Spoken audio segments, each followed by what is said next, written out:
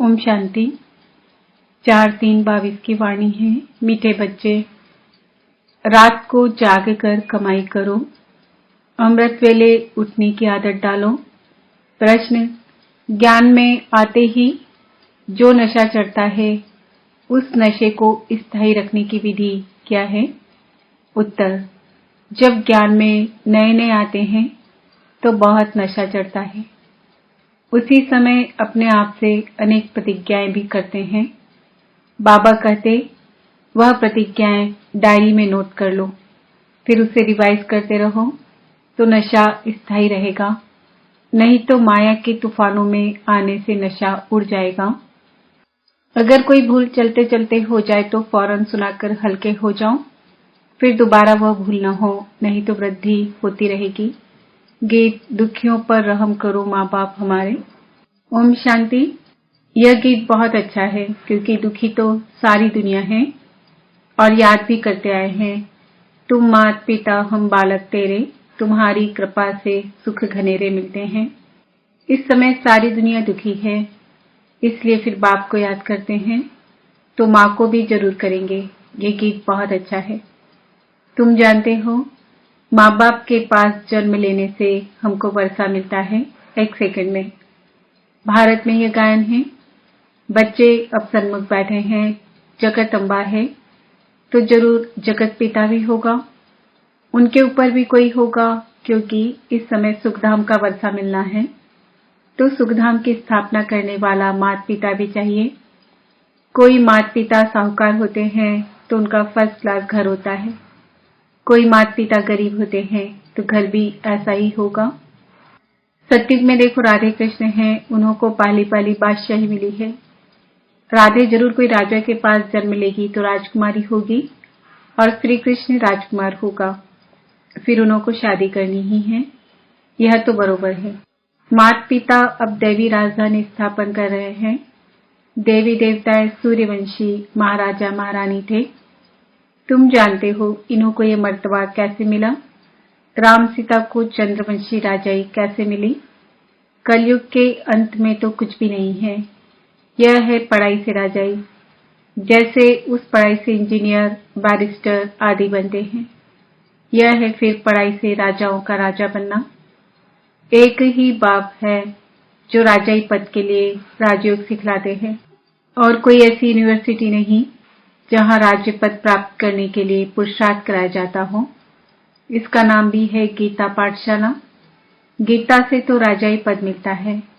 अच्छा, वेद उपनिषद से कौन सा पद मिलता है? राजयोग तो भगवान ही आकर सिखलाते हैं।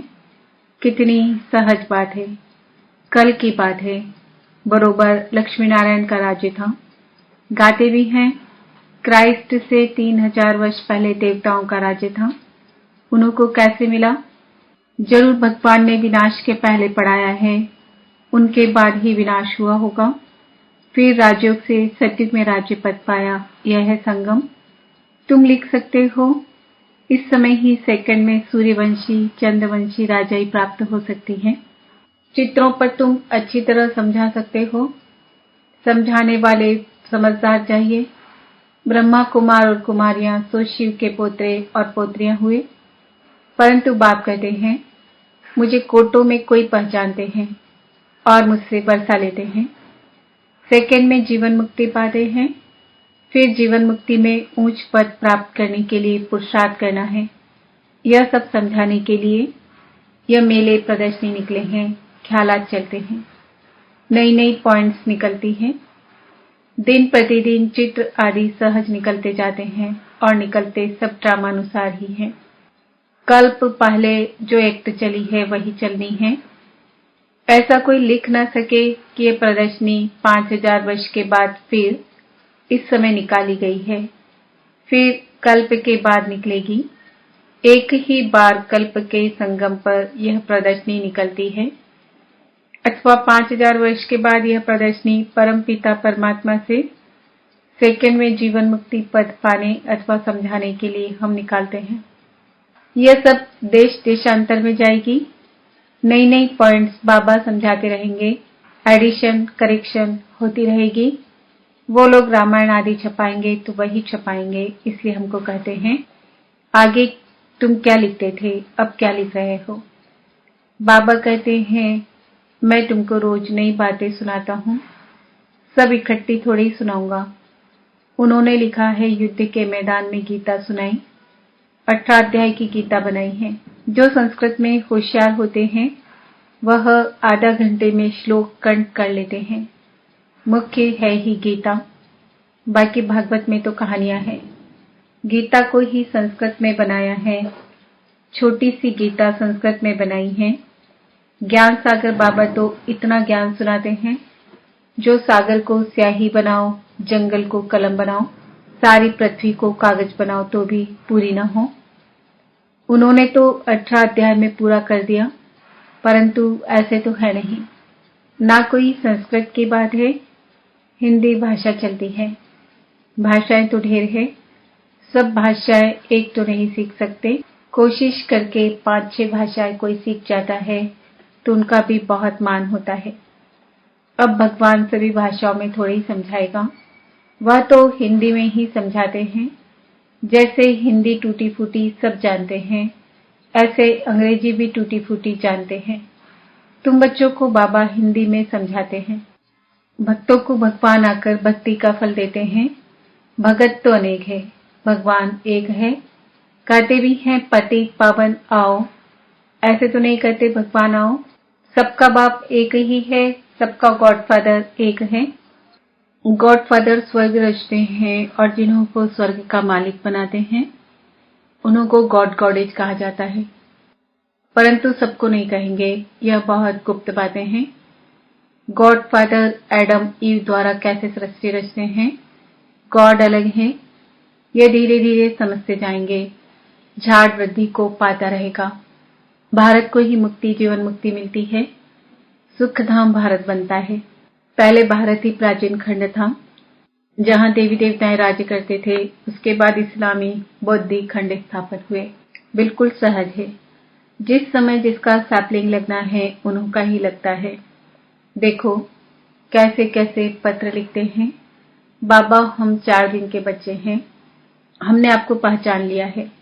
कोई तो कितने वर्षों तक भलाते रहते हैं परंतु कभी पत्र भी नहीं लिखते। कोई तो फट से पत्र लिखते हैं।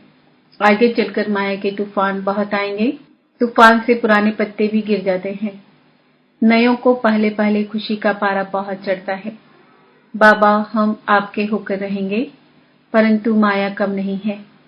जब प्रतिज्ञा करते हो तो डायरी पर नोट रखो, तो हमने क्या क्या प्रतिज्ञा की है। कई तो प्रतिज्ञा कर फिर कभी डायरी को देखते भी नहीं है, इससे क्या फायदा। ऐसे नहीं, हमारे पिछाड़ी वाले पढ़ेंगे। यहाँ तो कोई पोते पोतियां आदि रहने नहीं है। जिसने जो उठाया सो उठाया, न पड़ा तो कच्चा ही रह जाएगा। थोड़ी भूल कर फिर बताया नहीं तो भूल वृद्धि को पाती रहेगी। एक कहानी भी है कि माँ का कान पकड़ा कि तुमने मुझे पहले क्यों नहीं सुनाया, पहले सुनाती तो मुझे जेल नहीं मिलता। यह सब दृष्टांत है। कभी चोरी नहीं करनी चाहिए, नहीं तो आदत पड़ जाएगी और धर्मराज के बहुत डंडे खाने पड़ेंगे। अब बाप से जितना वर्षा लेना हो सो ले लो। विश्व की बादशाही बाप दे रहे हैं और क्या दें, बाकी रहा ही क्या। अपनी बेगरी जीवन है, इसमें देही अभिमानी बनना है। देह सहित सारी दुनिया को हम भूलते हैं। लोभ नहीं रखना चाहिए, जो मिले सो अच्छा। कहा जाता है मांगने से मरना भला। शिव बाबा के भंडारे से तो सब कुछ मिलता ही है। अमृत वेले आपे ही उठने की आदत डालनी है। रात को जाग कर कमाई करो। बाबा ने ये तन बहुत अनुभवी लिया है। वह भी रत्न, यह भी ज्ञान रत्न। आजकल झूठे हीरे भी ऐसे निकले हैं जो बात मत पूछो। चित्रों पर समझाना बहुत सहज है। सेकंड में बाप से आकर वर्षा ले लो। ऊपर में बाबा, यह है ब्रह्मा कुमार कुमारियां। जब से हम बाबा के बने तो जीवन मुक्ति का वर्षा तो है ही, बाकी हम पुरुषार्थ करते हैं ऊंच पद पाने का। परमपिता परमात्मा ब्रह्मा द्वारा मनुष्य सृष्टि रचते हैं। बांदलिया कहती है, बाबा बस हम आपको ही याद करते हैं। भलम नहीं मिलेंगी परंतु वर्षा तो जरूर लेंगी। कितना वंडर है। ढेर बच्चे हैं। जैसे प्रभाव निकलता जाएगा तो बांदलियां भी छूटती जाएंगी। बहुत है जो पति की भी गुरु बन जाती हैं। वह लिस्ट निकालेंगे कितनी स्त्रियां पति का गुरु बनी हैं। फिर पति भी लिखे कि मुझे इसने ज्ञान दिया इसलिए यह मेरी गुरु है। पुरुष कहेंगे बरोबर स्त्री मेरा गुरु है। ऐसे थोड़े ही कोई मानेंगे। माता गुरु बिगर कोई का उद्धार हो न सके। कलश जगत माता को मिलता है तो जगत माता ही गुरु हुई ना। आजकल स्त्रियों को बहुत मान देते हैं। बाप भी कहते हैं माता गुरु बिगर मुक्ति जीवन मुक्ति मिल नहीं सकती। तो जब माता द्वारा एडॉप्ट हो तब जीवन मुक्ति मिले। माता को गुरु समझना चाहिए। बच्चों को अपना अहंकार नहीं रखना है। माताओं को मर्तबा देना है। फॉलो करना है। देह अभिमान नहीं होना चाहिए। अपने को निरअहंकारी समझना है। बाप भी अपने को निराकार समझते हैं। तुम कहेंगे I am incorporeal come corporeal. जैसे लिखते हैं हॉस्पिटल कम यूनिवर्सिटी। यह सब बातें समझाने के लिए दी जाती है। सब में एक रस धारणा नहीं होती। पुरुषार्थ कर धारणा करना और कराना है। सुना और सुनाया तुरंत दान महापुण्य। धन दान नहीं करेंगे तो साहूकार कैसे बनेंगे। तुम हो सबसे जास्ती लोभी। सारे विश्व का मालिक बनने की कितनी भारी कामना है। हर एक को सदा सुखी सदा शांतमय बनाना है। मनुष्य मात्र को कलयुगी भ्रष्टाचारी से सतयुगी श्रेष्ठाचारी बनाना है। भारत में देवताएं थे अभी नहीं है फिर जरूर देवताएं होंगे। उनको स्वर्ग कहा जाता है। पैराडाइज अक्षर बहुत अच्छा है। हम पुरुषार्थ कर रहे हैं स्वर्ग का मालिक बनने के लिए। एक बाप के सिवाय बाकी सब भूल जाना है। सबसे मोह नष्ट हो जाना चाहिए। अच्छा मीठे मीठे सिकिलदे सर्विसेबल बच्चों प्रति माता पिता बाप दादा का याद प्यार और गुड मॉर्निंग। रूहानी बाप की रूहानी बच्चों को नमस्ते। हम रूहानी बच्चों की रूहानी बाप दादा को याद प्यार गुड मॉर्निंग नमस्ते ओम शांति। धारणा के लिए मुख्य सार। इस बेकरी जीवन में पूरा पूरा देही अभिमानी बनना है। किसी भी चीज का जास्ती लोभ नहीं रखना है। जो मिले सो अच्छा। मांगने से मरना भला। अपना अहंकार न रख। माताओं को मर्तबा देना है। बाप समान निराकारी निरअहंकारी बनना है। ज्ञान धन का दान करना है। वरदान चारों ही सब्जेक्ट को अपने स्वरूप में लाने वाले विश्व कल्याणकारी भव। पढ़ाई की जो 4 सब्जेक्ट है उन सबका 1-2 के साथ संबंध है। जो ज्ञानी तो आत्मा है वह योगी तो आत्मा भी अवश्य होगा। और जिसने ज्ञान योग को अपनी नेचर बना लिया उसके कर्म नेचुरल युक्ति युक्त व श्रेष्ठ होंगे। स्वभाव संस्कार धारणा स्वरूप होंगे। जिनके पास इन तीनों सब्जेक्ट की अनुभूतियों का खजाना है वह मास्टर दाता अर्थात सेवाधारी स्वतः बन जाते हैं। जो इन चारों सब्जेक्ट में नंबर 1 लेते हैं उन्हें ही कहा जाता है विश्व कल्याणकारी। स्लोगन माया के विकराल रूप के खेल को साक्षी होकर देखो तो निर्भय रहेंगे। अनमोल ज्ञान रत्न दादियों की पुरानी डायरी से। ज्ञान की महसूसता का सुख है ही शांति अर्थात निर्विकल्प हो जाना। अंदर जाने से शांत रूप हो जाते हैं। इस अविनाशी ज्ञान से संपूर्ण शांति के स्थान पर जाए पहुंचते हैं। शांत अर्थात योग निष्ठी अवस्था को धारण करने से योग की बहुत लाइफ निकलती है। जो दिन रात ऐसी मीठी योग की अवस्था में रहते हैं उन्हें अपरम अपार खुशी होती है। उनके सब हद के बंधन टूट बेहद की स्थायी खुशी प्रकट हो जाती है। ऐसी अवस्था में दिल बहुत हल्की रहती है और खुशी की लहरों में फूले नहीं समाते हैं। यही योग की चाबी है जो हम देवी वत्सों ने पिता ईश्वर द्वारा प्राप्त की है। अच्छा ओम शांति। आज का सम्मान है मैं आत्मा विश्व कल्याणकारी हूँ। ओम शांति।